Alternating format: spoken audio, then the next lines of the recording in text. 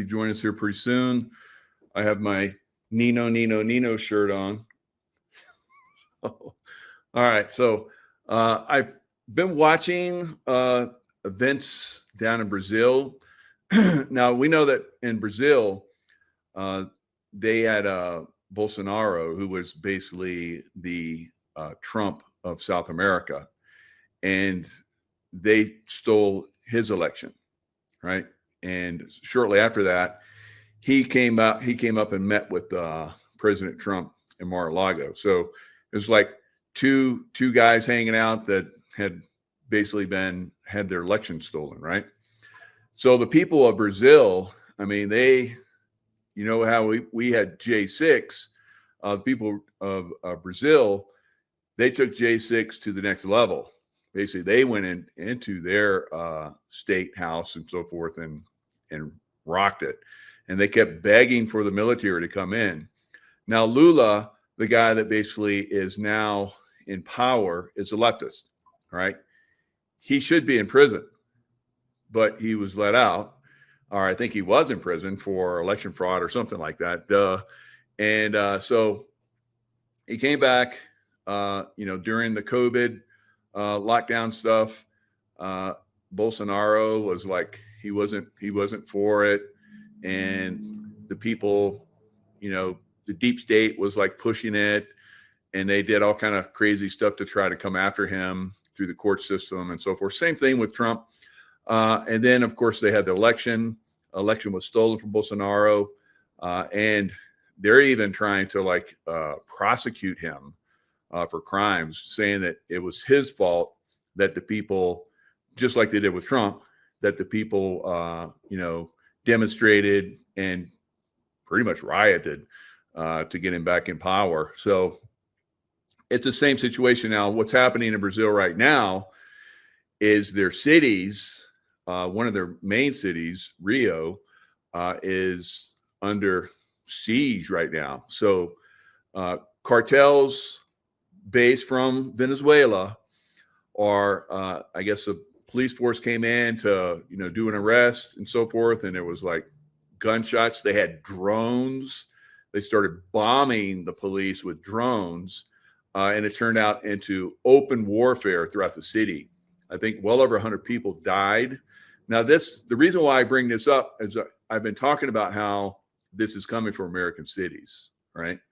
So we see the same situation happening down in Brazil that is coming, I believe, for American cities.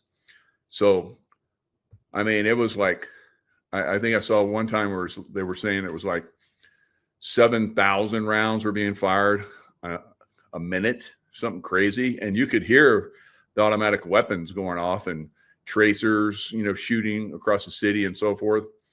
Crazy, crazy stuff, guys. All right. So Lula, they begged for military assistance, and Lula wouldn't send it. Right.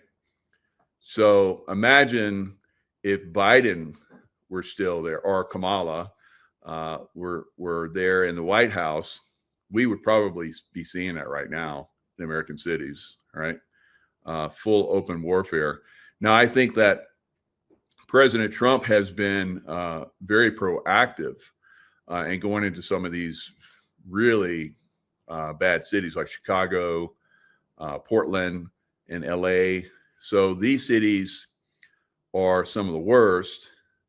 Other cities that he's gone into, Washington, D.C., the people there have applauded it, which is amazing to me because in Washington, D.C., it's about as liberal as you can get, right? But the people are applauding it. They're happy.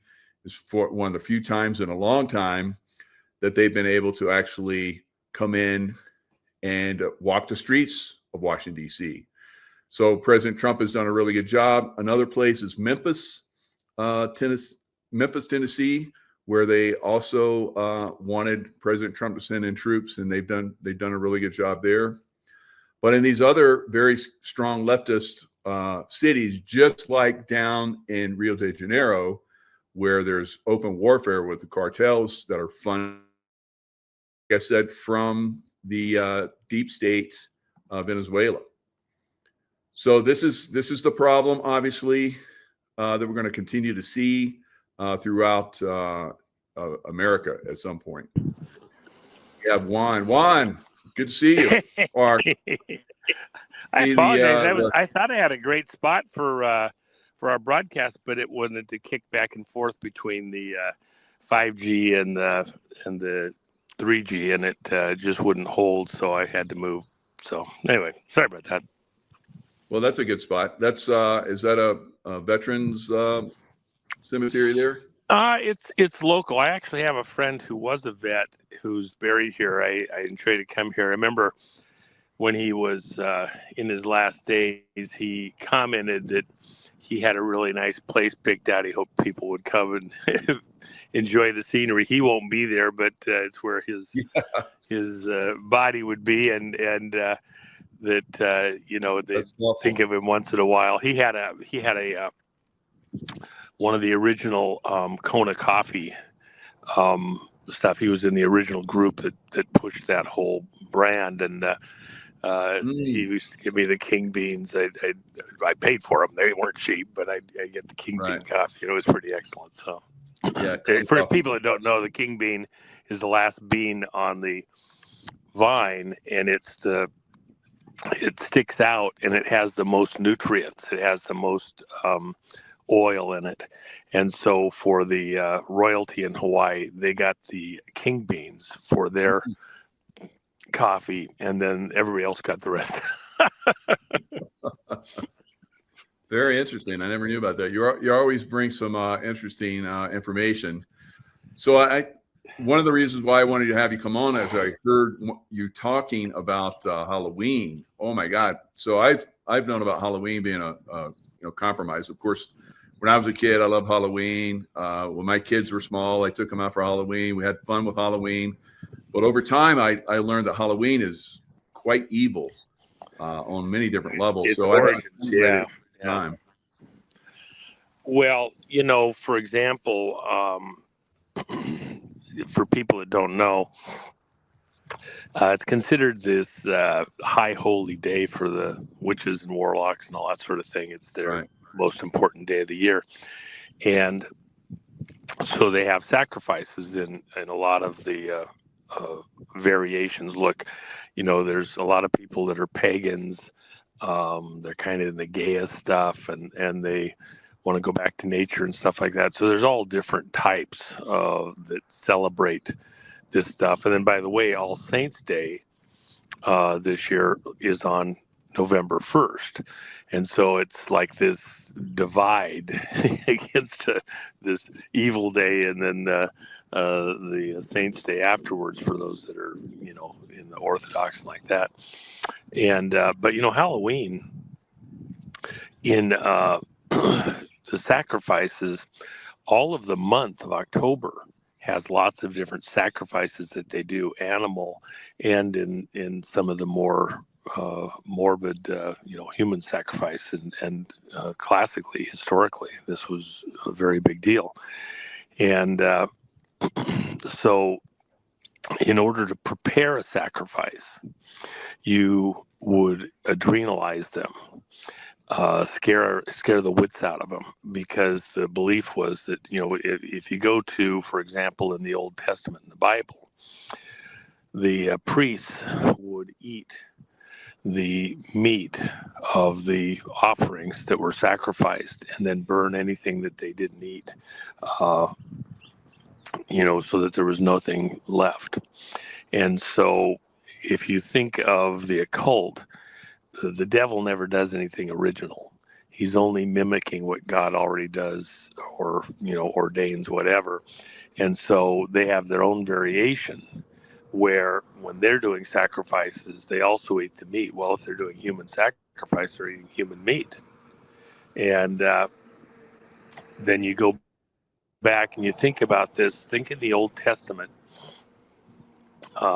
One of the things, when the people came into the Promised Land, the Jews, the children of Abraham, Isaac, and Jacob, came into the Promised Land, they were told not to make their children pass through the fire as the heathens did, the people that they were kicking out.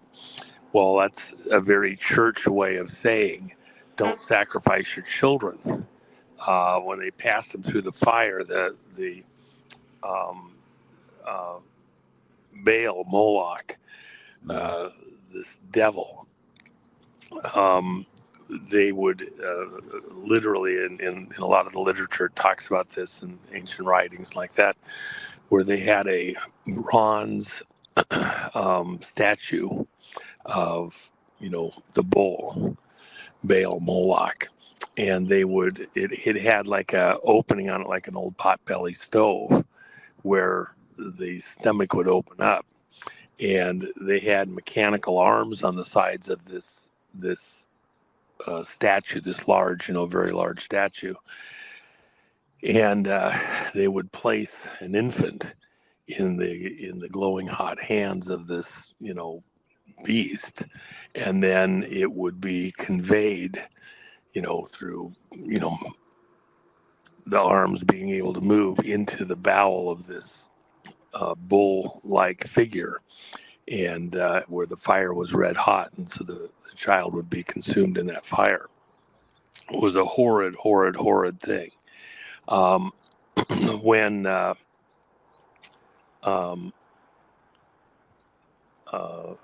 Elijah had this thing in the Old Testament where he went up on this hill where the heathens, the pagans, well, they weren't pagans, the Moloch worshippers, the Baal worshippers, were doing these sacrifices. He challenged them, he because of Israel's sin, he proclaimed a drought, said that it wouldn't rain on the land for some period of time. He stopped the rain. After 3 years, the people are just in a desperate situation, so they're making more offerings and sacrifices to Baal than ever to try and stop the drought. Everybody recognized that this prophet had proclaimed the drought, and so they wanted him to stop it. And he says, "Okay, I'll stop the drought. To the God I'm offering sacrifices to," and he had a crowd that ran with him of other priests and believers and like that, and so it was his camp against the other camp, and he said, "Let's both build altars for sacrifice, and up on the mountain where you want to do it, because they always want to do it from the high places, and you'll see that in the Bible all the time. The high places is a sacrificial place for the Baal worshippers, if you will, and overlooking the city. You see that in England with the priests and the people, doing their various satanic stuff there. And so they build a sacrifice, one to Baal and one to the God in heaven. And the test is that whoever's God can light their sacrifice on fire, that's the true God. So the Baal worshipers, they've no doubt got pyrotechnics stuffed in with the wood and everything else, and they go up to pull off their illusion, and they couldn't get their fire to start. They're cutting themselves, they're dancing, they're screaming, they're ranting, they're out there all morning. And Elijah is laughing at them because nothing can happen. And so they're going to, do these sacrifices. Then, and they'd been sacrificing children. That was the whole, theme of it. Everybody from the area is there because they're in the middle of a drought, and this is going to be maybe the chance where they're going to get this drought stopped somehow. So they're all up on this hill, everybody from the region, and kind of like a rock concert or something. So then, as the day wears on, Elijah says, "Okay, well, you had your chance. It's our turn." And these guys are exhausted. They're out in the hot sun doing all their stuff. And Elijah says, "First, before we do ours, let's throw some water on it." Well, they're in the middle of a drought. Water's not easy to come by. He has them bring water and douse his offering, his site where they're going to do this big bonfire. And once they do it once, he goes down, tests the wood, looks at, no, not wet enough yet. He doesn't want any question that God did something. And part of the reason was because the priests were proclaiming that, Elijah might have done something to, put pyrotechnics in his sacrifice altar, which of course is what they did. It didn't work. They're trying to figure out how he's going to pull this off with this magic. I guess it's all illusion. And so he has him douse it again. He has the priest check it over, look over his sacrifice altar, make sure there's nothing in there. And he says, well, do it one more time. Well, again, water's like super precious. It's a big bonfire, and they're throwing water on it when they're all, in a drought. But they do it again, and you have to picture that it's the priests of Baal that are helping make sure this happened. The water's down at the bottom of the hill. They had to cart the water up the hill. They're sweating. All their makeup's running, all of their costumes are starting to come unraveled around them as they're doing all this work to make sure that Elijah's offering isn't going to go off. So they douse this thing, and then Elijah lifts his hands and prays, and a lightning bolt comes out of heaven and just completely consumes, like with nuclear heat, this offering. Everybody that's there sees this spectacle, and they immediately realize that it was the God of Elijah, which doesn't want these types of sacrifices, that they've been conned. They've literally been sacrificing their own children to do better, have a good harvest, have rain, whatever. And they turn on the priests of Baal and kill them all. And they're gone. And it leads into a whole big thing with other things that happened around Israel in the months that followed. But the reason I mention all that is that there's this history that's even a biblical history, and including human sacrifice.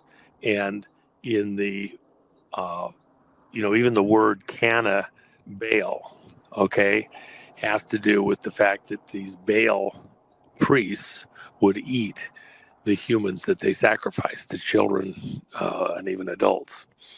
Well, within that realm, even down to this day, a lot of these Baal worshipers, Satan worshipers, want to sacrifice humans. But even within the animals, as they come up to their high holy day, they're doing multiple sacrifice days during this harvest season in the fall. And before they do the sacrifices, they adrenalize their victims because they believe that the meat tastes better adrenalized. So they adrenalize them for several days, generally starting 3 days before the sacrifice. Here we are on the 29th today. See, it's right. No, today's 30th. Take it back. I'm off a day. Of October, well, they would be in their second day of scaring the living daylights out of their victims, tormenting them, torturing them.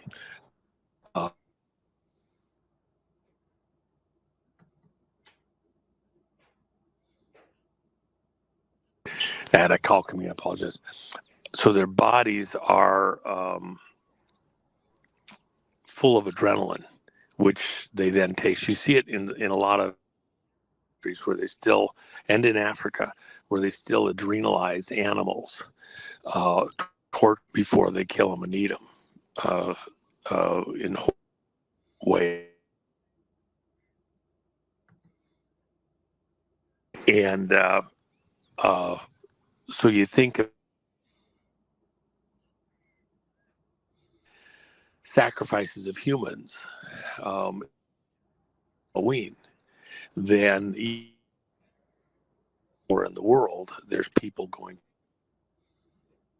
including children, to prepare them to be killed as a sacrifice to Baal. These Satanists still live and operate and function in the world that we're in today, and that's part of the big fight that we're in at some monstrous level. So I don't know if you've heard all of that before from other stuff that I've talked about, Mike, but that's kind of the context. Yeah, that the jack-o'-lantern, where if they'd given to the priest already and they accepted their sacrifice or their donation, whatever it might be, whether it's money or children, whatever it was, they would Well, put yeah. up. Let me elaborate on that a little bit. Yeah, So in England, uh, back 400, 500, 600 years ago, what would happen is they had these bands, uh, the uh, groups that were essentially Satan worshipers, druids and that crowd, and around the country, the custom was, and had been for several hundred years, the custom was, in fact, by the way, just so you know, the Romans, when they came to England and were occupying England all the way back to the time of Christ. By the way, in the city of England right now, there's a city within the city, which is the old Roman city, and it's a walled area. It has an old wall of stone built around it. So when you're driving around in England, in this city within the city, where the banking groups all are nestled together, about 100 banks from around the world have their offices in there. It's inside the old Roman stone wall. And so that's why we call it the City of London, the city within the city. And to give you an idea how important that city is, for example, when the Queen was alive, and I assume with Charles it's something similar, although I haven't looked to see exactly how they're conducting the ceremony. When Queen Elizabeth was alive, she would have to go once a year to the gate of the old city of Rome within London, take off her shoes, walk through the gate to the Lord Mayor of the City of London, the old Roman city. She would have to curtsy, bow, kiss the ring, paying homage to the Mayor of London. Well, think about that. The Queen of England, of the Commonwealth, she bows and curtsies and kisses the ring of the mayor of a city. Yeah, because that's the true power, and that was where in that era the Rothschilds controlled the banking, and that was their city, and so you're paying homage to the true controller. Okay, so that's kind of this power center. But the Romans, when they came into England, in the writings of their generals and their historians, they talk about, and this is well documented, this isn't, just internet, whatever, this has been well documented for a very long time. They talked about the practices of the people there, these druidic tribes in that area, and the grotesqueness and the severity of their ways with what they were doing, including the human sacrifice. So this is, long, well documented stuff. It's not like it just came up, recently, or somebody's, just invented this recently. And that history was that throughout England, where these tribes controlled the various areas, the cities and the hinterlands. And by the way, the Romans were pretty wild themselves. They had the festivals and fairs that were pretty grotesque in their own way. But even they were shocked at how over the top the people there in England were. And what they would do is that they would force everyone to put out everything that was burning. Not no coal that's glowing, no embers that are glowing. You had to destroy all fire. If they found you with fire, you'd be a sacrifice. So everybody had to get rid of anything that burned. And the only ones that would have a flame were the druidic priests. And so for 3 days, you would have no flames anywhere for heat, for cooking, for anything. Some areas it was said it was only 1 day, other areas it was up to 3 days, to make sure that all fire was extinguished. Then they would have huge bonfires during those days up on the hilltops where everybody could see it. Again, going back to the Old Testament, where it was all done on the hills around Israel and around Jerusalem, with these Baal ceremonies, Baal sacrifices. And they would do these huge bonfires and sacrifice animals and people around England.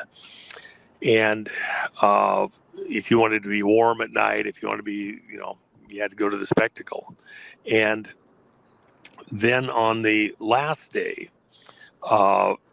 these, depending on which era, they say for several days, but on the last day, as things matured, these druidic clans would go around every community and they would knock on every door. This is the trick or treat. And at the door, they would be looking for alms. They'd be looking for donations. And at certain doors that had been pre-selected somehow by the priests, they would demand a human sacrifice. And so the person running the home, generally the father, the most senior person, would have to pick someone to give to these priests as a sacrifice. And oftentimes you have to think in terms of an agrarian society, the way that they lived. Every person's labor was important, and the older you were, the more knowledge you had. You see this in war too. You know this, Jaco, that the most expendable are the younger. Why? Because the children can be replaced more rapidly as they get greater skills, knowledge, understanding. They become more critical to your operation. And so children are the ones that go out and clear a minefield. Children are the ones that are sent out to the front with a gun and get killed first.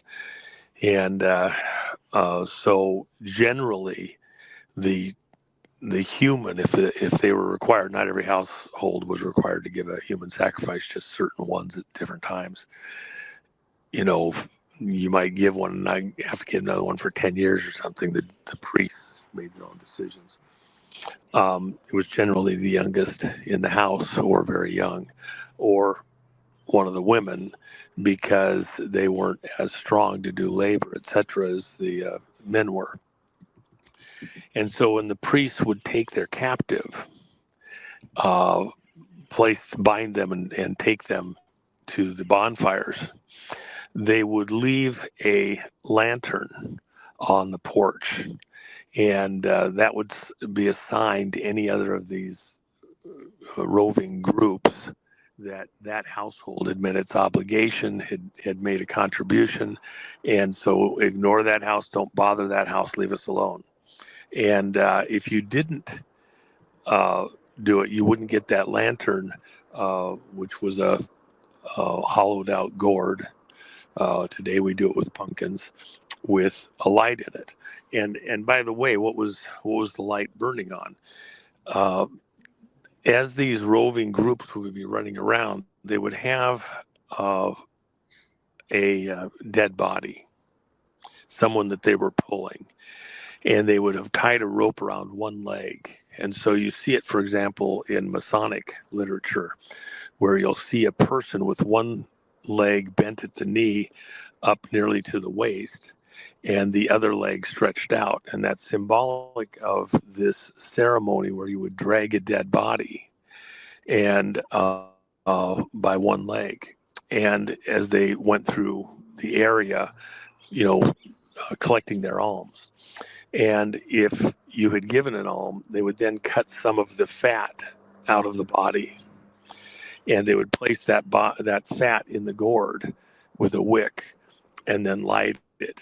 And so the fat of the body is what was you think of oil lamps, you think of things where it's burning something other than the wick itself, which is just a filament, and that's what would keep it burning. And so the body was being drugged for the fat, and they'd be cutting it up piecemeal as they went to light these lanterns to show that they'd gotten their alms. It was a very, I mean, think of growing up in that kind of an environment with that kind of terror even all through the year. Imagine living in your household. Would a parent or someone demand your child or a sibling to be the sacrifice if you ran afoul of a parent who could make that decision, and they decide that this is what we're going to do? I'm going to get rid of this one because I can do it and I have the luxury of having an excuse to do it. The priests take care of it for me.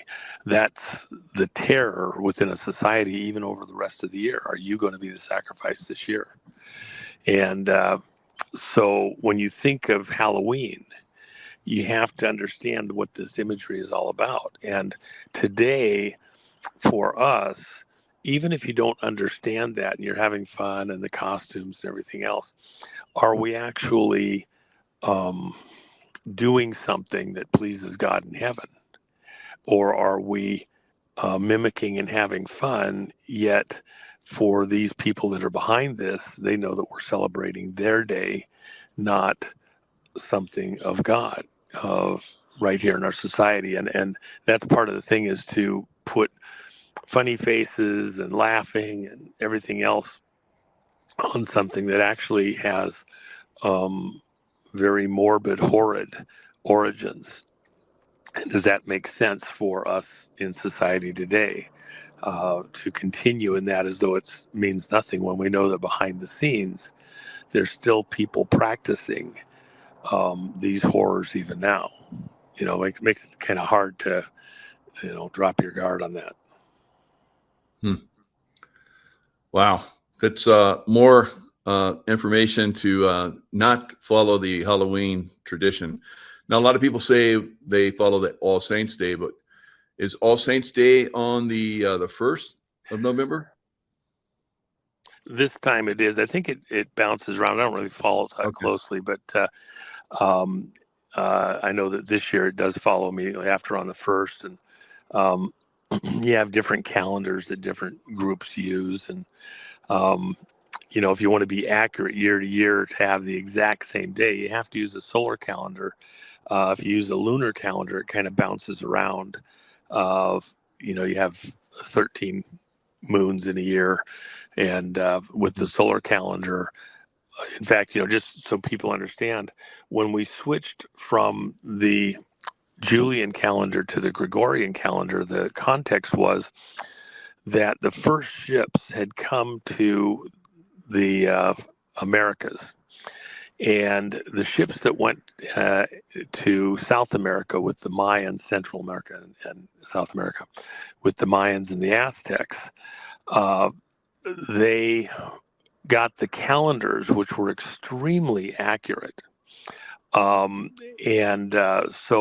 when you looked at the Aztec calendar, for example, as well as the Mayan, you could calculate out with precision exactly when the eclipses were, certain events would occur. And the Julian calendar was all over the map because it didn't allow for that quarter day. Every fourth year we have a leap year, because as the Earth goes around the sun, it takes 365 and a quarter days to make a full transit all the way around the sun, one full circle. And so if you have a calendar, let's say that's 365 days, you'd miss, every 4 years, you'd be a day behind. You put that out over, 100 years, and all of a sudden your planting and harvest is almost a month out of whack from where the sun is for the heat and everything else. So we have a chicken over here just sat down to lay an egg. Anyway, so the Mayan and the Aztec calendars calculated out the days correctly, the months and the years, so that you stayed on point with where the sun was in its circle, or the Earth was in its circle around the sun. And when the church, the Catholic Church, was able to resolve all of that with their calendars, they realized that they had to change calendars to a new calendar, and the makeup days required to solve their problem were the April Fool's Day.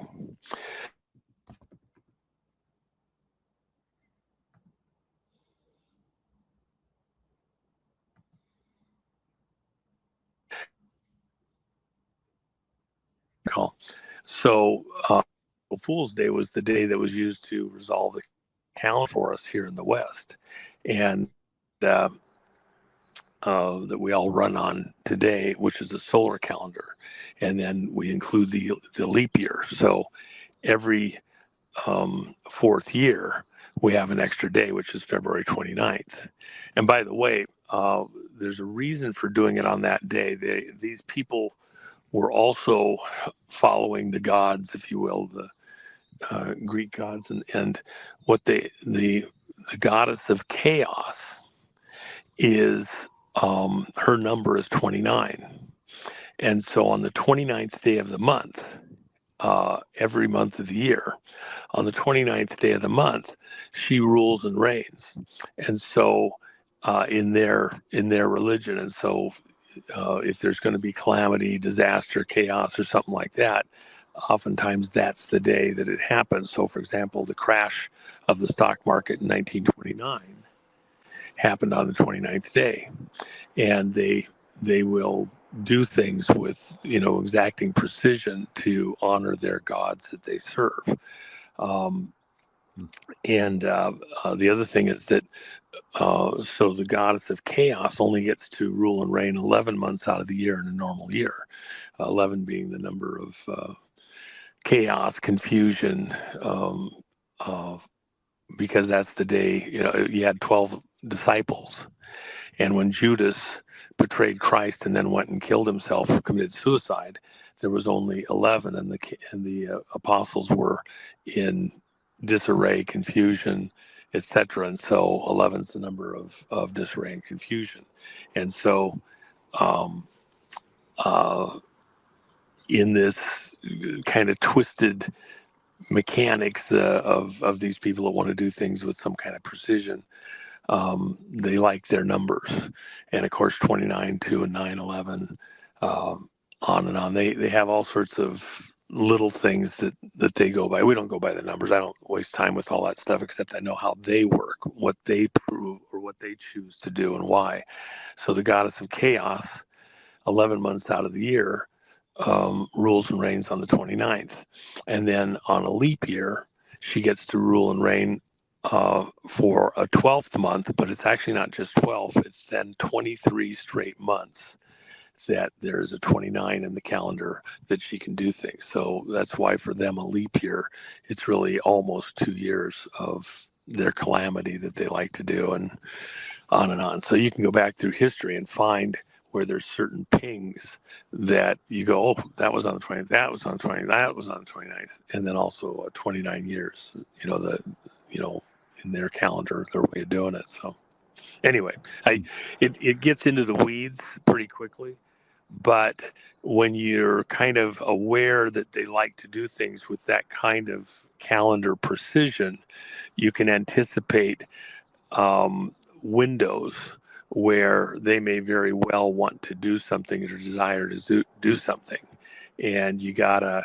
kind of be a little bit more ready for what they might have. They got something for every day of the year, these people. But anyway. So I had Leo Zagami and on. by the way, let me just add one thing. All right. Let me just add one thing real quick before we get to him. 11 is also the number of war, and because Satan's warring with God, if you will, and so when Judas was no longer one of the 12.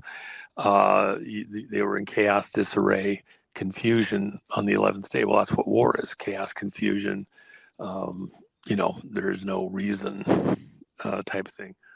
So the other number that follows with that is a triple one, 111, and so there is. I've had numerous people that kind of follow this stuff that are all concerned about the Venezuela situation, Ukraine, and 50 other things. And you have every year, of course, 11/1. And then the follow on to that is Veterans Day 11/11. And the reason that's relevant is because, for example, in the First World War, when King Ferdinand or Prince Ferdinand was killed in the car that essentially started World War I officially, when he was assassinated, the license plate on the car he was in added up to 11/11. Wow. 11/11/11, 3 11s. And when they finished the war, when they stopped the war, World War I, the agreement to stop the war, they stopped the fighting officially at 11 o'clock in the morning on the 11th day of the month, which was an 11/11. And so, why not stop the war at midnight? Why did it have to be 11/11? Because it went with the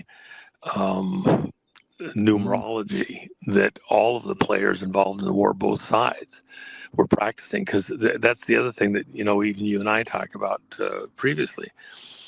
Both sides in most all of these conflicts at the highest levels are in on the trick.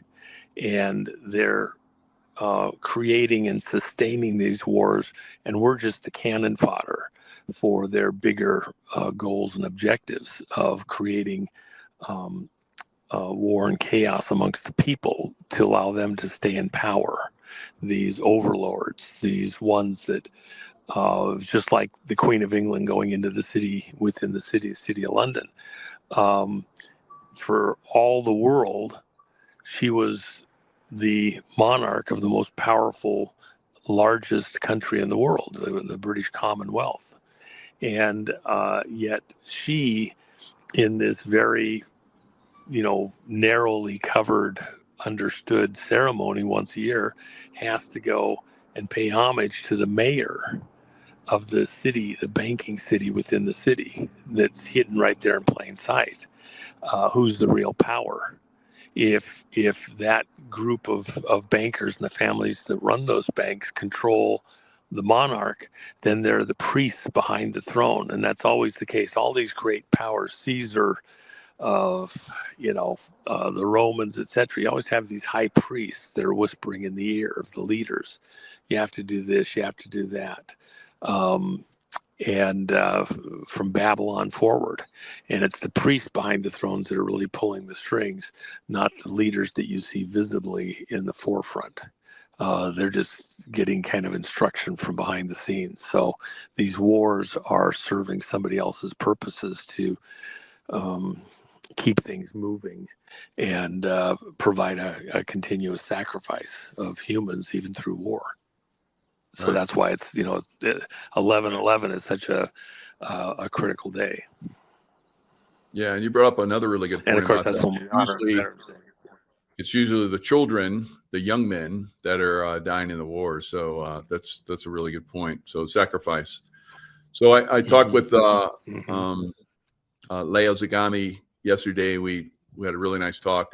He's got a new book out, The Rise and Fall of a Frankist Monster, exposing Jeffrey Epstein and the most powerful Jewish sect in the world. And he calls it the secretive Sabbatean Frankist Jewish sect. And we also, it's funny because he mentioned Roseanne Barr, and Tracy was, contacting Roseanne. It's like, would you like to have a show with Leo? And she, I guess they already know each other. They've been talking before, but she's never done a show with him. So she wants to do a show ASAP, she said. So that's going to be very interesting. I can't wait to watch that. But you talk about these criminals that are basically controlling the world. It seems like this is and they work both sides. It's just unbelievable how much control they have. Yeah, once you kind of see that you wonder why things happen a certain way and why the wars can't be stopped, and the illogic.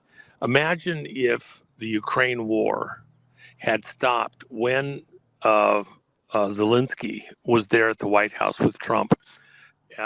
They had an agreement. Zelensky came to the U.S. and he was going to stop the fighting. Trump had an agreement with Russia. They were going to stop the fighting. And there in the White House, with no warning, Zelensky turns around and says, well, after talking to my consultants and everybody else, the Brits, by the way, and some traitors within our own U.S. military, he says, we don't want to stop. I'm not going to stop until we actually have an agreement. Which Trump was saying, look, we cease the fighting while we work on a peace agreement and work out the details. That could take months and months and months, but we'll just keep working on it. But at least, if all your energy isn't spent just trying to defend or to attack, you'll have more energy to, try to work out the agreement. And in the meantime, you're not destroying everything around you. Let's stop the destruction and work an agreement. And if it takes a while, it takes a while to work out all the details, but that's what we'll do when we stop the killing. When you're losing on both sides about 3,000 people a week, as it is currently, and you think of all the weeks since Zelensky was there at the White House, both sides, and some weeks it's way more. You've had weeks where you lose up to 10, 12,000 people on each side when they get really going. How many people's lives were sacrificed since that time period, and what gain was made? I mean, what territorial gain? How much more infrastructure is gone? That's going to take how many more years for every year of destruction? You're probably really talking 5, maybe even 10 years just to clear out the rubble and start rebuilding the infrastructure. And by the way, Zelensky and crew and his British overlords expect America to pay to rebuild Ukraine. And so the current figures, they were saying it was going to cost 150 billion, then it was going to cost 350 billion, then it was going to cost $1 trillion, and now the current estimates are upwards of $5 trillion. And what Trump had said was that they could pay to rebuild, we'd help them to rebuild, but they do it out of their rare earth materials and other mining that they had in Ukraine, but we'd help them build, they'd pay for it themselves. Both sides started this war within this whole thing, and then they want the American people to pay for it. Bullshit, and that's what Trump said. And so it goes on. But going back, what I love about Leo is that he has an understanding that's outside of most everybody else that's talking. He's studied this extensively. He understands the real nature of the beast that we're fighting on both sides. And he ties it all together, the whole Sabbatean aspect of this, out through everything, including, by the way, Israel and the Holy Lands and all this other stuff, where you understand that all of that is an illusion of who's actually behind this. I see all the people getting, wound up over the Zionists and like that. Well, if you're going to go that route, you have to go further back than that. That's the whole Zionist thing is just the Rothschild operation when they went to the British government and got an agreement to let them buy land in the Palestine region with the purpose of creating a reincarnated, reinvented Israel. I call it political Israel. It's not the Israel of the Bible. It's a city of Rome, the city within the city in England, where they went to Rothschild. Rothschild went to Lord Balfour in the British Parliament, and they worked out an agreement for this, allowing the banking people, the money people, the Zionists, these very, very wealthy people, to go in and buy land in Palestine from the people that owned it, the Palestinians, with ultimately it becoming the basis for a new country. And so for 30 years, they were buying land in Palestine from 1917 to 47. And then in 47, they declared themselves a new nation state of Israel. And then were recognized in 48 by the UN, a Rockefeller operation. And the rest is history, this stumbling block that was needed. And by the way, this is front and center at the core of everything within the Masonic operations. The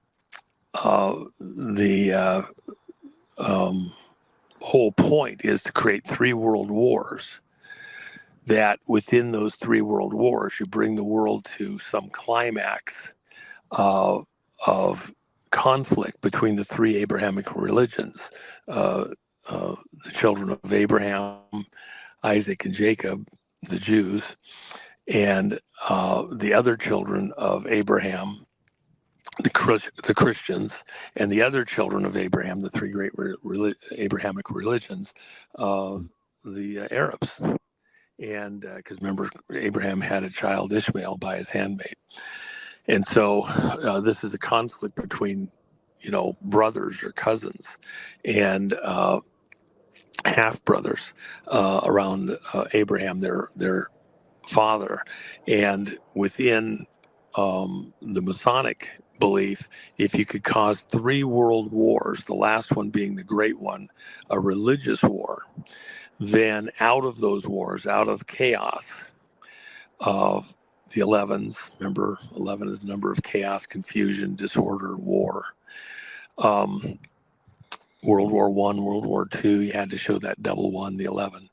Out of that chaos comes order, because who steps in to reorganize, get the trains running on time, clean up the streets and make new streets that are precise, north and south and east and west, etc., that have some kind of order. Look at Washington, D.C. The entire city is built around mechanical alignments tied to Freemasonry. And imagery, when you look at it from overhead, you see very clearly all of the imprint of the groups that were there and created it.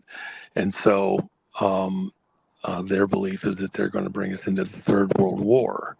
And out of that, Albert Pike's, his book, The Bible to many Masons, the book Morals and Dogma, he says, right in the middle of the book, he says, let no one be fooled. The God whom we serve is Lucifer, the light bearer. Okay, so the Freemasonry is dedicated to Lucifer, the light bearer.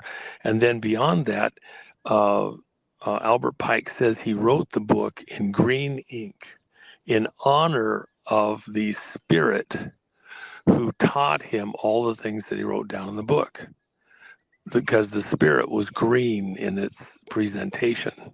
Well, green, what's the relevance of that? For he hid amongst the green leaves of the garden.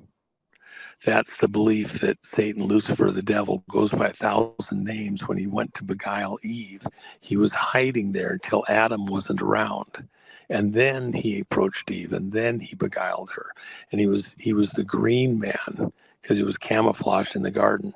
That's why you have the green movement, the, green, everything to do with energy, etc. It's in honor of the green man himself. And they, in their belief,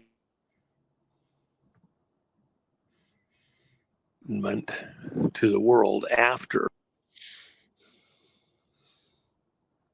So it looks like we just lost Juan. So that video, that screen share I just had with for you guys with the streets of Washington, D.C. It shows it all, like he says, north and south, perfectly lined up. And then you can see the, basically the Star of David upside down, which is satanic.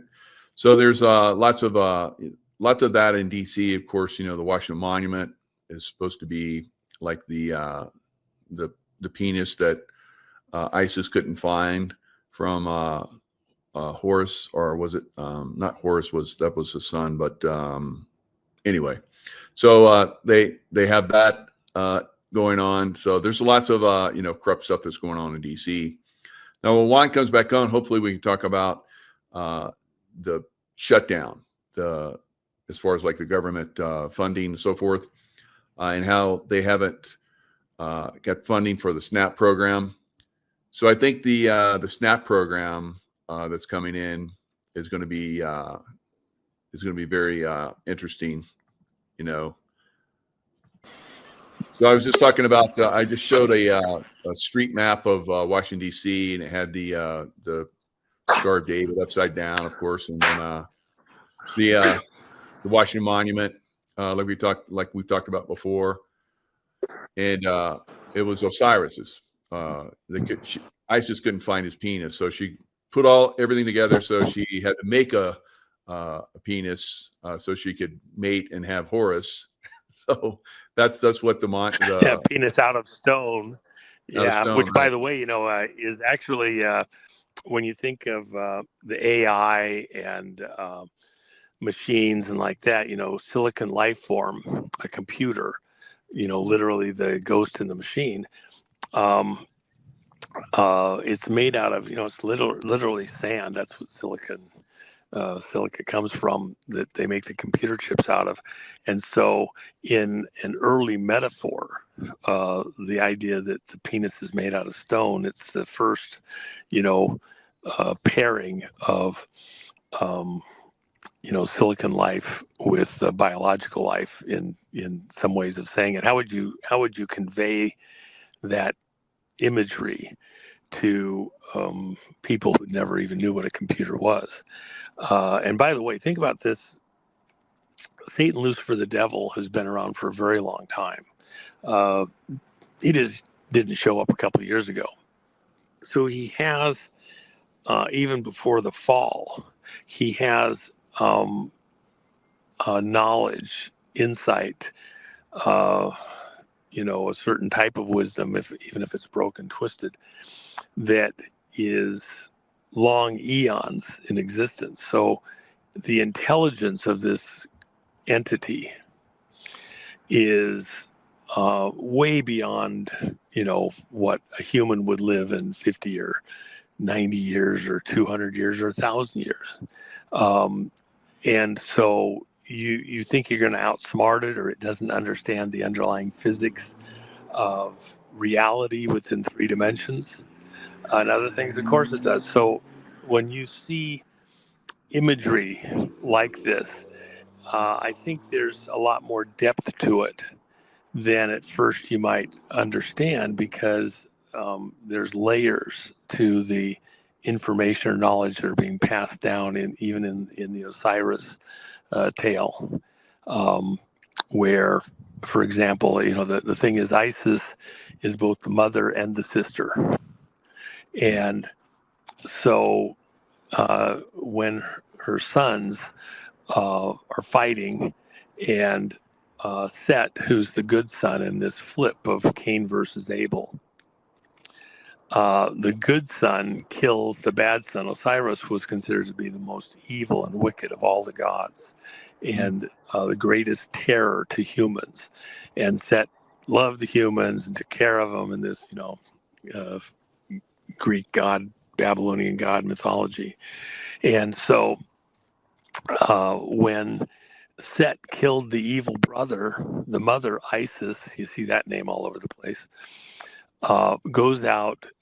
Set spread his body parts around the whole earth, so he couldn't be put back together, because, of course, as a god, if he could be put back together before sunset, he gets to live again, blah, blah, blah. So the mother goes out and finds 13 of the 14 pieces, and she can't find the final piece, a penis which had been eaten by a fish. Well, if you can find the other stuff, it must be in the fish. It's cloaked somehow. She couldn't find it. So she assembles his body, wires it back together, and is missing a penis. So she fashions a dildo penis out of stone and attaches it to his body, and then has sex with the dead corpse of her son.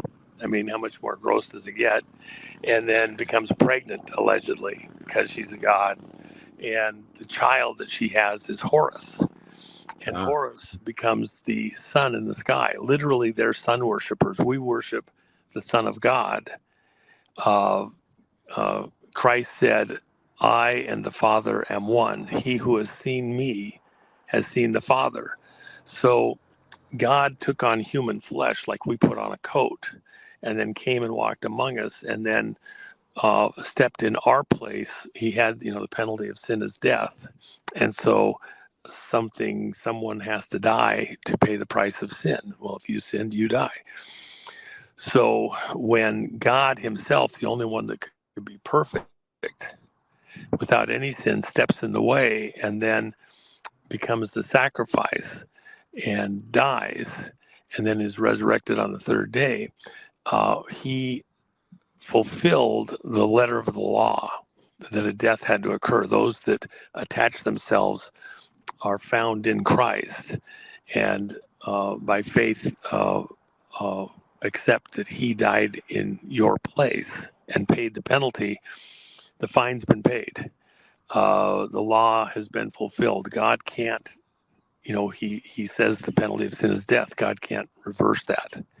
He's made a proclamation, a declaration. So it must occur. So then he steps in the way, and it does occur for those that want to have that salvation. It's there for free. You can't possibly come up with enough to pay the price of that penalty yourself. So God steps in and gives you a way out. In this mystery of the Osiris thing, we look as Christians at the cross as this emblem of that crossroads moment where the penalty on each of our lives of sin, separation from God, because it's putting yourself at odds with God to disobey, has been paid. God himself did it in the form of Christ and a blood sacrifice to death. He himself did it. We can then be free from the penalty of sin. So the cross is this emblem of that moment, that incident, that payment. For the Satanists, the Luciferians, the devil himself, their emblem is this penis, this Washington Monument memorial to the penis of Osiris. Why? Because they believe that within the penalties against Satan, Lucifer, the devil, who was cursed and cast out of heaven, cast down to earth, that the way that they get back to heaven, remember, Satan didn't want to be greater than God. Satan, when he fell, wanted to be as God. The sin of Satan, Lucifer, the devil, was that he was the most beautiful of all creation. He was there in the throne room of God himself. He was the most beautifully adorned. He was, if you look at Old Testament accounts and the way that the commentators have talked about it, his body was a musical instrument. He had pipes that played the most beautiful music as he sang, and that's why you hear people talk about, well, his pipes are cracked. Okay, they're broken. It's like the devil himself, when he was cast out of heaven, his pipes were cracked. That's why music is so important to a lot of these satanic operations. And so his very body was an instrument of music. And so when Satan saw how beautiful he was, he looked at himself, pride came into him. And he believed himself to be worthy to be as God, to operate as God himself. And when that pride came into him to be as God, that was sin. And he was cast out of heaven and cast down to earth. And Christ says, I saw you fall like lightning to the earth. So with that kind of in mind, the devil never wanted to be greater than God because there's nothing greater. He wanted to be as God. Here he's cursed. How would you break a curse? The idea of these Satanists, these Luciferians, is that when Satan, Lucifer, the devil, approached Eve in the garden and had sex with Eve, taught her the trick, and she became impregnated, that the child, which was Cain, and by the way, she went to Adam and taught him the trick, and then she was pregnant by two different entities, beings, humans, a human and a immortal. She had two children. Cain was the child by Lucifer, and Abel was the child by Adam. Two different children, two different fathers in the same birth cycle, which does happen. And so Cain's father was Lucifer. And if you look in the scriptures, for those that don't think it's there, Cain is never listed as a child of Adam. When it lists the genealogies, it doesn't include Cain. Now you can have people that did something wrong; they're still listed in the genealogies. But Abel was a direct descendant of Adam. Abel was killed, and then there was Seth, and Seth is our ancestor all down through time, not Abel. And so how would this help the devil? Because God proclaimed a blessing on Adam. He gave Adam and his seed the earth and everything that is in it. And then and that was without any conditions. It was, if you look in further in the Old Testament, in Leviticus and things like that. If you do this, I'll do that. If you do this other thing, I'll do this other thing. God says if you do bad things, you're going to get a bad reward. If you do good things, you get a good reward. But it's the, conditional. When God gave Adam the earth and everything that's in it as an inheritance for his children's children out through eternity, that was without any condition. It's yours. And then he said, I give you authority over everything that creeps and crawls and moves upon the earth. So Adam had the earth and total control over everything on the earth, in the earth, everything that breathes, everything that moves, all the animals, all of the plants, everything, the mineralization. If, Eve was created out of Adam, and so, the rib being taken out, fashioned into another being, Adam said that Eve was bone of his bone, flesh of his flesh. And so she was pure human, created from Adam as a co-part of Adam. And, one flesh, if you will, that's the husband-wife thing. And so symbolic today when we marry to operate as one flesh, not two people anymore, just as Adam and Eve were one flesh. And so the thing is that the devil, if he has a hybrid baby by Eve, now you're torn. God has said he's going to bless Adam, give him ownership over the earth, give him authority over everything on the earth. There's certain things there that God will not reject. He has to follow what he said. He doesn't change the rules midstream. So in this Luciferian mentality, Cain and his children must be blessed by God and have a co-ownership. And they think of themselves as not just merely human, they're more than human, they're hybrids. They're not defective, because they're not fully human, they have an advantage.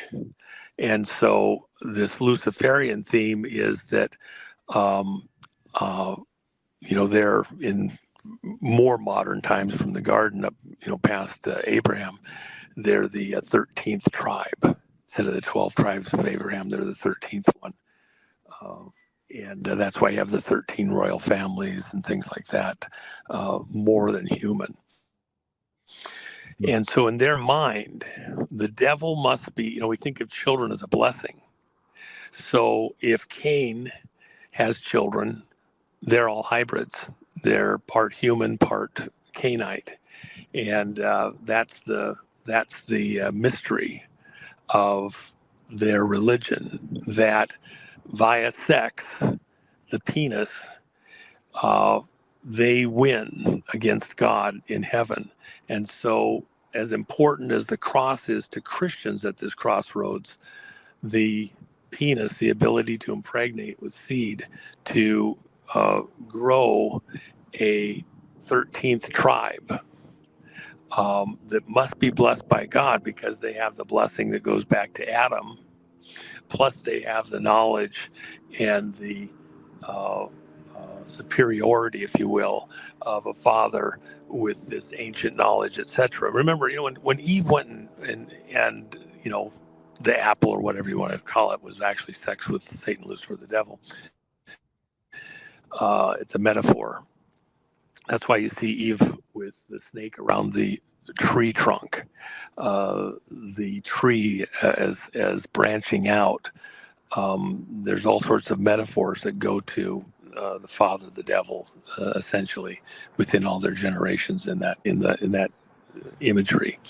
But with the idea that the Cainites could somehow win over Abel, over Seth, it still goes back to the garden. If all the children of Seth are dead, then the only way that God can bless Adam and his seed is through Cain's seed, which is both human and Satan, Lucifer, the devil. And so God has to bless the devil. God is caught in a catch-22. If he doesn't bless Cain and his seed, if there's no child left that's a direct descendant of Adam through Seth, then the only way that God can be true and retain his place is in this catch-22. He has to bless the seed of Lucifer through Cain. And that's why wars. Why war right now? Because until the last, and why against the Israelites, the Jews, if you will, as long as there is a child, one child, who is a direct descendant of Adam through the Seth line, then that can be rebuilt, and the game is not over. The devil, that's the story of the Georgia Guidestones, to kill off all of humanity. It's at the time that they were put in place. There was about 7 billion people on the planet. So if you kill off everybody but 500 million, which is what it said on the inscriptions of the Georgia Guidestones, you would have had to kill off, think about this, 13 out of 14 people alive on the planet at the time. So the 13 pieces plus the 14th, which is this, group that come through the, penis of stone with ISIS. Remember Podesta had written on his hand 14 with a fish. That's right. Okay, well, the 14th piece eaten by a fish, but recaptured. That's what the symbology is. And by the way, that just goes to show you that this crowd, this group, is in very powerful places, because he's playing with those metaphors right there in the public. Mm-hmm. This is not something ancient that's gone. Those people that believe this way are still around today. And they believe that there's about a billion children that are hybrids of Cain that they want to keep around. And that to be certain that there's no child left with the pure genetics all the way back to Seth, and of course then Adam, they must kill everyone. And so that's why you need wars. And the only ones right down to, the one left standing. And by the way, let's do a different flip of that. Within the royal families, you have the 13 families that claim heritage back to Cain within their bloodlines. Right to rule by blood, okay? That's how they, they're not geniuses. They haven't gone to the right schools or whatever. They, supposedly are super smart. No, the reason that they're in these royalty positions is because they're born and in their belief system with the blood of Cain within their genetics. And so not merely human, more than human. With that in mind, about 460, 70 years ago, a group in this Arthurian legend become the Knights of the Round Table, otherwise known also as the Order of the Garter. The garter having sexual innuendo. The women wear a garter on their thigh at the marriage ceremony and take it off and throw it out to the other women that want to, find a husband and have children also, type of thing, the bridesmaids. So what's this Order of the Garter, the Knights of the Round Table? The 13 royal families would offer up 2 persons, so there's always representation at the table to represent their bloodline.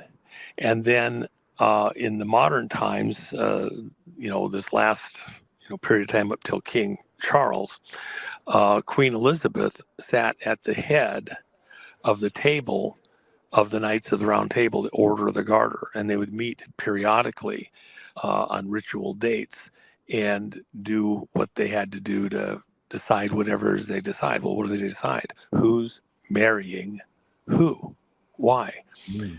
If you watch all of the royal families, they always like their horse racing. Yep. And in horse racing, it's all about the breeding. And then within the breeding, there's no artificial insemination. There must actually be physical copulation between the horses in order to sire a child. And so within the royal families, the Knights of the Round Table are arguing for position on how the breeding process should go amongst the various children, who marries who. Why was that important? Because in this breeding program that's been going on for almost 500 years, each knight, as they came to the table, was assigned a number as they arrived and became a knight at the Round Table in this breeding program. What number knight, because Prince William has become a knight at the Round Table, what number knight was he when he arrived at the Round Table? He was the 1000th knight. Wow. They're very careful on their numbers. Why is that so important? Because in Gematria, the language of numbers, this other language that's done in plain sight, that is a language that is universal. The language of numbers, by the way, it's the same in computers, the language of numbers. That's how we can be united and overcome the Tower of Babel. In this language of numbers, Prince William is the 1000th knight. Drop the zeros. He's the one. He is the one. He's the first royal in this entire breeding program to have the blood of all 13 families coursing through his veins. The Merovingians, which came in through Diana, and then the Saxe-Coburg Goths out of the Black Forest in Germany, by the way, not from England. Those 2 families, the Saxe-Coburg Goths represent 7 families of the bloodline predominantly, and the Merovingians represent the other 6. So William is the product of this marriage, this breeding program, which was a countdown to the one. That's why Independence Day, the movie, does a countdown till everything synchronizes, and then the attack begins. In this breeding program, from a Luciferian perspective, a Masonic perspective, by the way, the Queen sat at the head of the Freemasons. Um, uh, this men's organization, she sat at the head of it. But within this breeding program, he's the one. And now the attack can begin. And so you'll see over the internet, you can go do some research, all these Hollywood people and business people and everybody else, they talk over and over behind the scenes.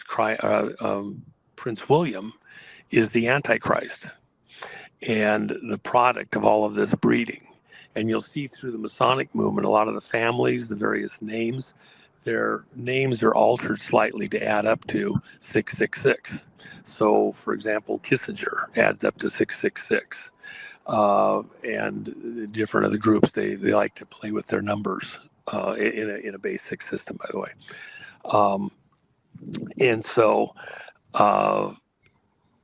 this is a much bigger thing than most people have even thought about, but these people think about it. See, we're just trying to live our lives. I just want to get, snow tires on the car that are safe to drive on icy, wet roads. I want to be able to have hot coffee and something to heat it up with in a few moments. I don't want to have to do a whole fire and the whole schmear. I just want to, watch a football game and enjoy the football game and the contest between people. That's not the way these people are.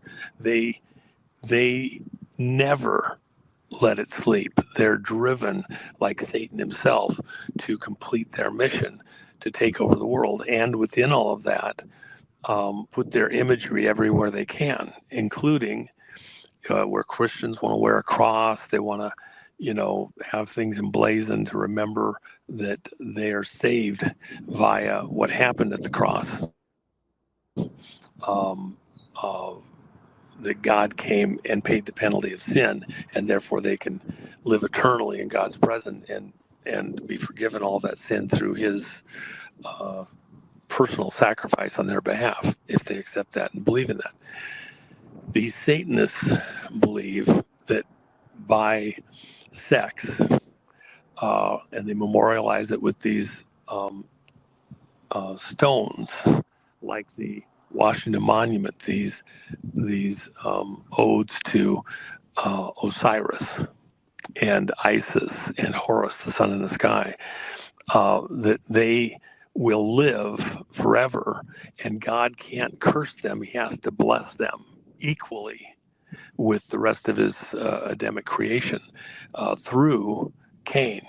But their path forward is to kill everyone who is not commingled, a hybrid within their way of doing it. And by the way, for people to say, well, I probably got, in all those generations, the seed of Cain in me. There's only a handful of people probably on the planet, almost certainly within the Jewish bloodlines. Everybody's got some Cainite blood in them at this point in time. So at the resurrection, when the Messiah returns, the dead in Christ rise first, and then the living. And they join this army in the sky with the Messiah returning to earth. Nothing said about a 7-year delay and all that. That's just a bunch of, 20th century bullshit. At the time of the Messiah's return to earth, or coming to earth, depending if you're a Christian or the other religions that think he's coming for the first time, they're caught up into the sky. The dead first, everybody in the grave that's dead in faith, looking for the Messiah, and the living. And the living are caught up. One man's standing here and another person next to him working in a field, whatever, together. And one's caught up in faith and the other one is left behind. At that instant, it says that everyone is changed in the blink of an eye. All of those that are caught up to this army in the sky are changed in the blink of an eye. And a lot of the scholars looking at this and noting this about the genetics, the things that may be in the body, and by the way, they're caught up bodily. They're not just caught up in their spirit. This isn't just a ethereal, misty presence, whatever. The salvation of humanity through the cross is the same as it was for Christ himself. When Christ was resurrected, he wasn't just a misty, ethereal presence. He wasn't ghost-like walking around the streets. How do we know that in part? Because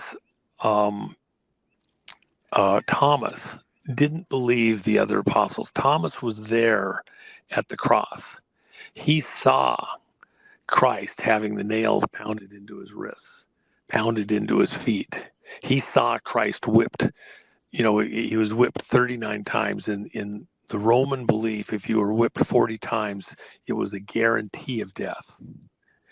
So they whipped you 39 times so that you were within an inch of death, but weren't actually dead. And by the way, the immune system in your body has 39 different cataloged responses for every kind of injury, illness, disease, etc. There's 39 different types of immune response. So in Isaiah, it says, by his stripes, we are healed. This is well before, Christ was killed. This is generations earlier in a prophetic statement. By his stripes we are healed. He was wounded 39 times, one for every type of immune system response. When you have people that are sick, it's worth reminding them, by his stripes we are healed. He took the illness, the disease, the injury upon himself so that we could be healed of that if we believe. And so that's the interesting thing, that what did they know about immune responses in the time of Isaiah, hundreds of years before Christ, yet it's there in the scriptures, and now we know that there's actually a tie to the physiology. So anyway, the thing about these people is that they believe that if they can kill every last human who is not a hybrid, then they win. Satan wins, Lucifer wins, and has to be blessed. His bloodline has to be blessed along with the Adamic promise, the promise to Adam, that his seed would have the earth as an inheritance and have authority over everything that creeps and crawls and moves upon the earth. And then beyond that, it's not just earth. We're not just here on this prison planet. The future of mankind is to stretch out into the cosmos, in our own planetary system and our own galaxy and in galaxies beyond. The promise to Abraham, who had this dream. Abraham had a dream where God told him that he would have children. He was childless, even in his old age. And that his children would be as the sand of the seashore for number. That his children would be as the stars in the heaven for number. That his children would be there to praise God, to be a living testimony to the majesty of God, the beauty of God out through eternity. That was Abraham's prayer. Abraham is called the father of the faithful within Christianity, Judaism, and Arabs.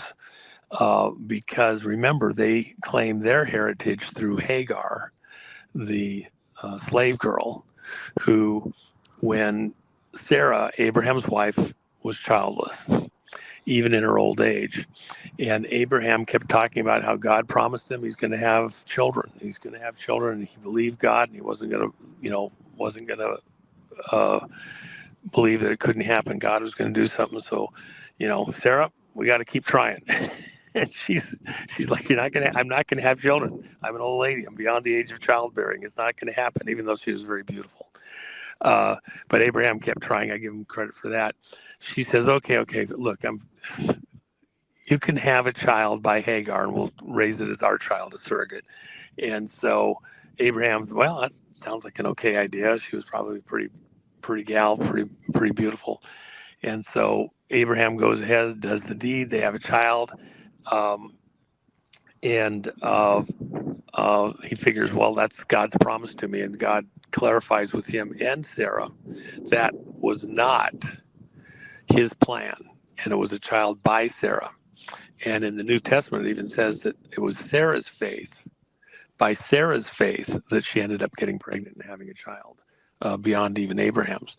But the whole mission, the whole of Christianity, the Abrahamic religions, Judaism, Christianity, and Muslims, is that they're children of Abraham. That's why the peace accords that Jared Kushner is working on in the Mideast are called the Abraham Accords, because it's all three religions. And that's why the Good point. last war, the war to end all wars, that Albert Pike talks about in Morals and Dogma, written in the mid-1800s, of 175 years ago, in green ink, in honor of the green spirit that taught him all these things, Yep. has a war, the third war,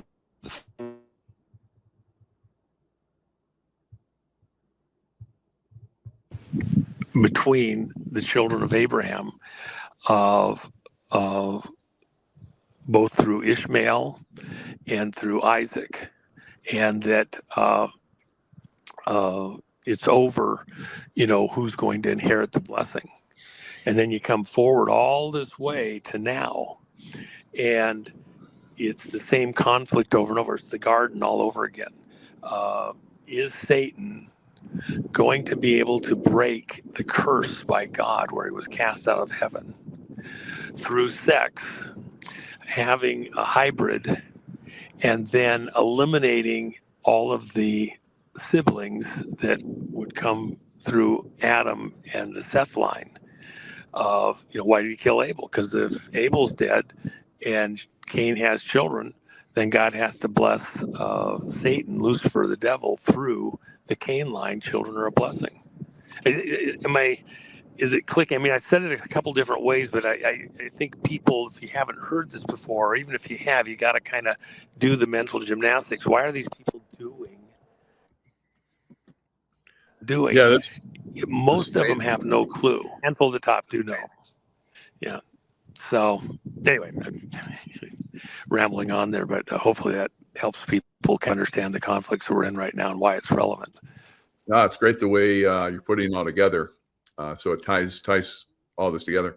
Now, people have been asking, and I'm curious too, because of some of the chat in the chat, people talking about the East Wing being taken down. Is that part of because he put up the two poles with the flags, basically break a pattern, and is the East Wing of the White House being taken down breaking a pattern as well, or what's that about?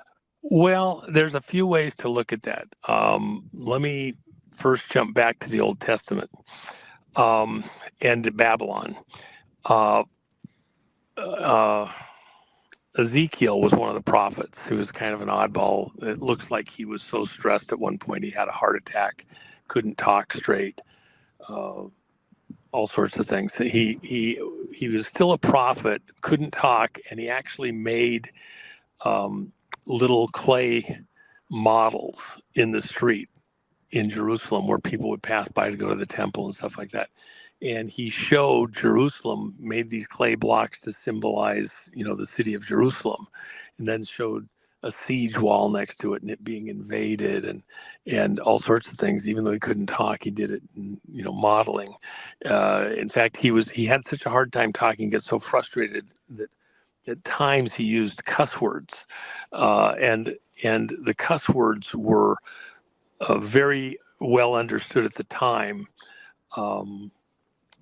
like we would say four-letter words, having to do with all sorts of sexual innuendo and like that, and in his frustration, and that was noted in the scriptures. I've talked about that before in other broadcasts I've done a long time ago. And the rooster crows. And so Ezekiel was caught up in the spirit, and he was able to look over the wall into the Holy of Holies, where the high priest and the other priests operated at the temple. And in that area behind the wall, he saw the priests and he saw the Holy of Holies, the Ark of the Covenant, and that type of thing. But he saw that the priests were turning their back towards the Ark of the Covenant, bending down, showing their ass, their butt to the throne of God, if you will, and bowing to the rising sun. So the priests are bowing to the rising sun. Well, Horus is the sun god in this mythology I was just describing to you, with Osiris and Isis and this child of the mother-child, royalty union. Okay, and in that also, in this look that he had, we got somebody here wants to make a big noise here, and I don't see him; he's up in the tree, I guess. Anyway, in this situation, I don't know if you guys can hear the rooster by me, but he's going. Oh yeah, we can hear it. It's cool. Must be part of the show. You've had roosters for the shows that we've done before in the past. Anyway, in this vision that Ezekiel had into the Holy of Holies, the area where the priests work, where the people can't go, only the priests could go. The priests are turning their ass to the throne of God, the altar, the Ark of the Covenant, if you will, and bowing to the rising sun, which is this Eastern religion, this Babylonian religion of Horus and Isis and everything else. And then in the Holy of Holies, there's certain, instruments, utensils, all sorts of things that, are described in the Bible as being in there, made of gold and like that. In the midst of that, there's these tower monuments to the tower god, these pillars to the pillar god. Well, what is it? It's the penis of Osiris. It's the Washington Monument. It's the Ben stone that you see all across Egypt. These memorials of again, we see the cross of Christ as this crossroads between life and death. Death and resurrection.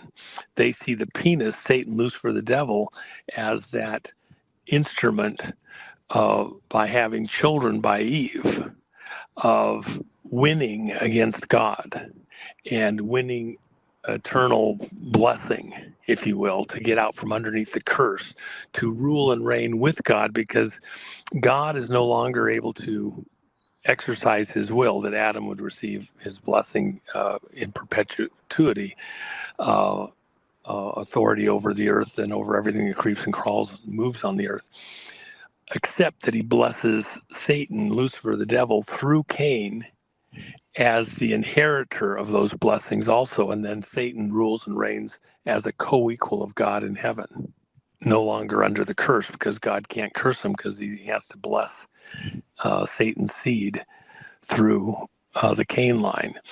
And so these penises, these tower pillars, are in the Holy of Holies behind the scenes there in the temple in the Old Testament. Now you move forward to modern times, and all of their actions are built around those types of themes, where they continue to memorialize that, because that is the devil's way of winning over humanity and putting them in plain sight in all the major cities. Even Saddam with Baghdad was built around Masonic imagery, just as Washington, D.C. is. Same thing as Paris and other places, with all this Masonic imagery, which isn't really just so much that it's Masonic, it's actually this Osiris ancient religion Luciferian religion. So I got sidetracked from what you asked me on the question there a second ago, and I wanted to finish that thought. You say the question again, and I'll try to re-say it.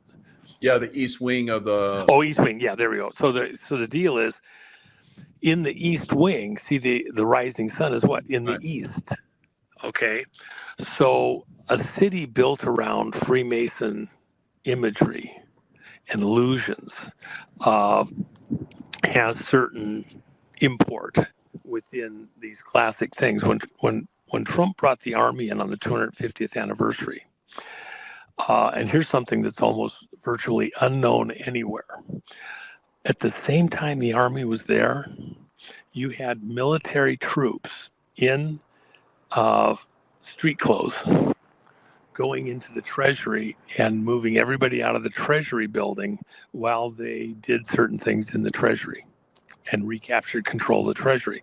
In ancient Rome, the uh, uh, Temple of Saturn was the most important temple within the Roman system. And the Temple of Saturn is where they minted the coin of the realm. All the Roman currency was minted inside the Temple of Saturn.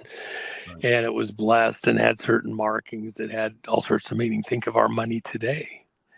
Our money has all sorts of secret hidden imagery on it that are iconic, that have certain meaning within their system. And so our current Federal Reserve money has all sorts of things that are on it. You're carrying the talismans of the cult in your pocket everywhere you go, your purse. You're using it to transact. And what are you transacting?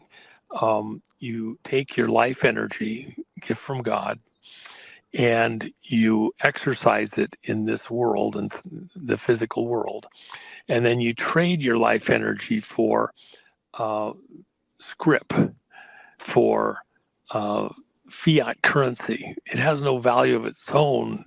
You know, the paper isn't worth hardly the paper it's printed on, you know, the ink that it's printed with. Yet you ascribe a certain wealth value to it of your life energy for an hour's labor, a day's labor, mental or physical. And all these talismans are attached to it. And then you trade with that within their religion. The money is printed in a temple. Okay, the Federal Reserve is a temple. And the Treasury is a temple. And you have a fight. Well, what Trump is doing, he is in a war. The biggest war literally within the country is who's going to handle the currency, your life energy moving forward. Is it going back to constitutional minted coin, gold and silver, or is it going to be owned by these globalists, these federalists? You see, the Federal Reserve is part of an international reserve system. It's not just our U.S. Treasury; it's global, run by the banks at the city within the city in London, and then with agreements going into Switzerland and the Basel agreements, things like that. And so when Trump had troops go in and take over the Treasury at the same time that the troops were taking over Washington, D.C. symbolically, then he has two flags erected on the White House lawn. Mm-hmm. And those two flags, east and west, he's taking the high ground in the swamp. And then he had security fencing put around the White House, and he had security fencing put one other place, the Treasury. Yeah. It was symbolic. It wasn't that anybody was jumping over the wall to come to the White House. He was letting everybody know. He didn't protect the Federal Reserve. In fact, he went on attack against Powell, and the Federal Reserve made a huge stink about it, still is doing so right now. And the big question, even with the interest rates and things like that, is who's going to control your life energy and the way you transact it. Even if you mint something, and if you think of the Treasury side, and your life energy is backed by real gold and silver, you can trade it with a receipt for that, which is what Kennedy did. Kennedy issued the silver certificates, and he was going back to Treasury operation. That was a Treasury note. Treasury note, the silver certificate, and it was taking power from the Federal Reserve. The currency at the time, the coin, was a pure, 999 silver dollar, Kennedy half dollar, and all the other currency. It wasn't diluted. And when Johnson came into power, his handlers that helped him get there, within days of coming into power, he called back all the silver certificates and stopped printing the silver certificates at the Treasury and had them destroyed. And if you still have one, it's not tradable in the normal way. It has a collector value, but that's it. That was to return control of your life energy back over to Federal Reserve, this private banking organization that, it's no more federal than Federal Express, run out of Puerto Rico, along with the IRS. Office is just a few blocks apart. IRS is a private organization also, no more federal than Federal Express.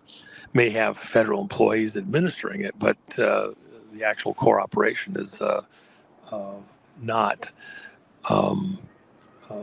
It's administered by the U.S. Treasury, but it's not actually a Treasury operations run out of Puerto Rico. So anyway, that's the fight that we're in. Well, the East Wing is us taking control. Before you do that one, somebody just put in there, I remember this too, this is really good.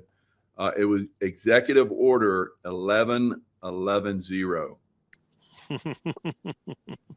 In their face. In their face. Yes. Well, and by the way, let me just add this. That's a great note to just add one more thing. For example, 17, the Q number. Both sides in this great cosmic battle that we're watching here across the world, both sides want to own certain numbers. Right. So, for example, 17, which is the 17th letter of the alphabet, is Q. 17 means victory. The 17th book of the Bible, which even the Satanists, the Luciferians, the Masonic crowd, want to own these numbers and own the Bible itself as like some core theme or whatever. So the 17th book of the Bible is the book of Esther. And what's the book of Esther about? You mentioned Roseanne a few minutes ago. It's about the boomerang. Everybody had a plan. The enemies of the Jews who were in exile in Persia. You had people that were in exile of the Jews. You had people in exile of the Arab groups and all that. They all wanted to be in a power position. And so Haman and his crew, families, decided that the Jews were a threat to them being in full power behind the throne and usurping the power of the king. The king was a drunkard. And they got the king to sign a decree that they would have a free-for-all day out in the future to kill the Jews and take all of their property. And it was a date certain, and the king's ring, his signet ring, was used to seal that. Well, Haman had control of the ring, the power of the king to do anything. The king's a drunkard. He's got a bunch of wives. He's got, a harem girl house. I've done shows on this, and they're out there. Esther finds out that this is there by her uncle, Mordecai, and that all Jews are supposed to be killed on this day. Well, she's a Jew, but she's never acknowledged that. She's in the harem girl house. And so she has to decide, is she going to protect her people, of which, if it becomes known that she's also a Jew, she would be killed?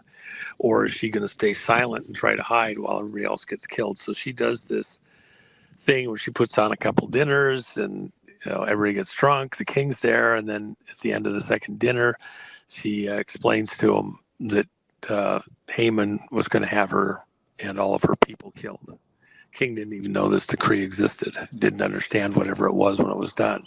And now he's beside himself. And in a turn of events, he has Haman hung on a hangman's device that he himself created. It's just outside behind Harem Girl House. And in those days, when they meant hanging, it was literally stick a spike up their ass and then hoist them up high and let them slide down on the spike until they finally die. They can be over everybody dying and everybody gets to see them. And that was the symbology. And then there was still this date that had to occur where there was an all-out fight. So the king can't reverse a decree. He's beside himself, doesn't know what to do. And Mordecai says, well, you can't change the decree, but you can amend it by adding to it. And so he adds to the decree and says that the Jews have the right to arm themselves and to make alliances before this date. And so they do just that. They make alliances, they arm themselves, the date comes, and it's an all-out, free-for-all. And at the end, the Jews win over Haman's crew, family, etc. All 10 of Haman's sons are themselves hung, and says they're killed in one breath, in the same breath, is the way that Jews tell the story. And it was a reversal of fortune, as Roseanne says, a boomerang moment. Everything that was going one way turns around and comes back and goes the other way. Everything they had planned comes back against them. So 17 is the flip, the reversal, the boomerang. It's the 17th book of the Bible. It's Q. When you look at our situation in this modern period, those people that don't understand the Q operation don't understand that it was emblazoned that way for exactly that reason. It's all about the flip, the reversal, the 17th book of the Bible, the Esther moment. And we're right in the midst of that now. All these years, literally for the last 10 years, since Trump came down the escalator, it's all been attack to stop this conservative movement. The Q operation was done to inform and to project certain things and to put certain information into the public persona and to understand context. Right this second, right now, we're in the reversal moment. We've already actually reached the apex and things are coming back. The first arrests. If you've ever watched a boomerang going out in flight and it goes out and it reaches this apex moment and you'll see a boomerang, it goes out and it goes up and then it turns around and it comes back and it's actually slowing a little bit, not in the spinning, but in its flight. And then it gains speed as it comes back down and comes on its return side. That's where we are right now as the arrests occur. Including Gitmo. By the way, Gitmo had a storm the other day that was came right over the top of it there, and everybody was all concerned. Oh no, it's going to be destroyed. How are we going to send anybody to Gitmo, etc.? I said, relax. It's built for Cat 7. Now, things like the movie theater. They actually have a movie theater with actually movie theater seats. It's outside because the island, that area is a true desert, almost no rain every year. And so they have the movie theater outside that you go to watch movies. Well, the chairs got turned over a couple of times and the screen got torn up a little bit, etc. You had a little bit of things dusted up there. The actual facility itself able to handle a Cat 7 storm. And by the way, all of the FEMA ships that were intended for us, by the way, can be taken to Gitmo. They built amazing concrete piers, pilings that can accommodate all of those ships and a few more in the harbor next to Gitmo, and they're set up to handle a Cat 7 storm. So much more powerful than this Cat 5 that just went through there, even though the storm that came across there was the third strongest tropical hurricane on record ever. So pretty powerful. Whoever wanted to engineer that to do whatever, if you wanted to test the facility, make sure everything was good, well, it's sound. It's still there. Gitmo awaits. The diners are assembling. Is about to be epic. And so in this moment we're in, you're now at that point in the narrative where we're already past the apex moment.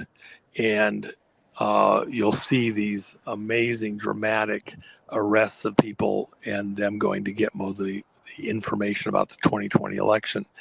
It's not over in a yet. national emergency. Yeah, but 2020, it's not over yet. And by the way, I wasn't lost on me. I love that Nino shirt. All the hand wringing. Nino. Jen has them over on her site, by the way. It's pretty fun.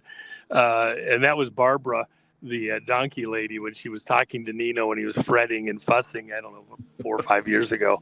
And Barbara, because Nino's a recovered of alcoholic, drug abuser, things like that. He talks about it very openly. And so he has this thing where he'd be hand wringing. We did the Nino's Cremo, okay. Hand wringing. Yeah. Hand wringing. With his boxing gloves on and all that. There's only 500 jars of that out there, by the way. Those people that have those will be fun for, generations. I can never get any. It was always sold out. I wanted to hold that up and say. Well, it was a very high end, a really high end cream. It wasn't just the garbage stuff. It was very expensive, and I got a great deal on it. It actually sold for people that were getting it elsewise. I think it sold for like $125 a jar, and we got a deal on 500 of them. And we tried to work a deal. They tried to raise the price up too much, and I thought, no, I just don't want to. I wanted to make a point. We had a lot of fun, but I didn't want it to come across like a gouging thing or something like that. And I didn't want to use a lesser quality and all that. So we had some fun with it, but it had a brief lifespan, right? But the hand wringing, well, that is, and you hear right now, by the way, is it going to happen? Is it going to be years from now? Are you sure it's going to happen? I imagine coming up on the day that was the day that was decreed by the king, this Esther moment where the Jews and Haman's crowd had it out once and for all. It ended up being 2 days because the king extended it a day for Esther because they hadn't gotten all their enemies completely. This moment, till the day it happened, you didn't know how it was going to come out. You didn't know if somebody might betray you. You didn't know if somebody was going to stand with you all the way or just watch. It came down to that one day. Even right now, look at within the country. You're even today still finding out about secret alliances that are aimed at us as a nation. People behind the scenes, we're still learning it. Just a short while back, through a particular process, we discovered a continuity in government operation that nobody knew about, not even Trump or any of his people through all of the first term and up till now. Nobody knew about this specific, very precise continuity in government operation that was hidden and had people through various agencies of government involved. Not SES. That's the other big monster that we're actually fighting. It's NORAD, nuclear arms, and the control and management and use of them, versus SES, who claims that authority but doesn't actually have it. It was set up back in Jimmy Carter's era and is tied into the whole Homeland Security thing and all the false flags, by the way. All these false flags you see, those are all SES operations aimed at continuity of government their way, create a crisis, and then we own the far side of it to manage America within this global